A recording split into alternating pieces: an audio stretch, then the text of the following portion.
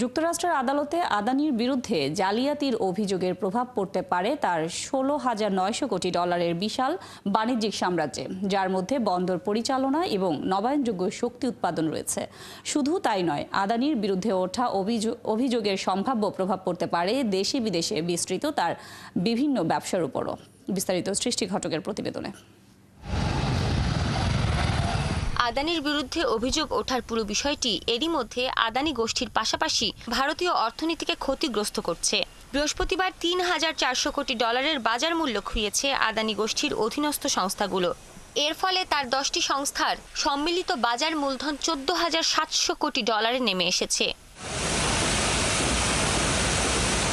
অভিযোগের কেন্দ্রবিন্দুতে থাকা সংস্থা আদানি গ্রিন এনার্জিজের পক্ষ থেকে জানানো হয়েছে তারা 60 কোটি ডলারের বন্ড অফার নিয়ে আর এগোবে না।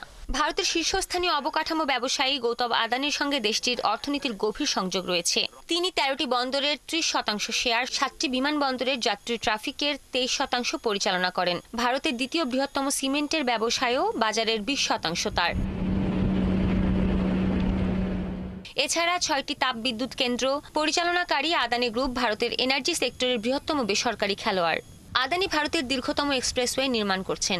ভারতের বৃহত্তম বস্তির পুনর্নির্মাণও করছে তার গোষ্ঠী। গৌতম আদানির অধীনস্থ সংস্থাগুলো 45,000-এর বেশি লোককে নিয়োগ করলেও তার ব্যবসা কিন্তু দেশব্যাপী লাখ লাখ মানুষকে প্রভাবিত করছে। তার বিশ্বব্যাপী বাণিজ্যিক উচ্চাকাঙ্ক্ষার তালিকায় রয়েছে ইন্দোনেশিয়া ও অস্ট্রেলিয়ায় কয়লা খনি পরিচালনা, কেনিয়া ও মরক্কোর বিমানবন্দর পরিচালনা ও জ্বালানি প্রকল্প।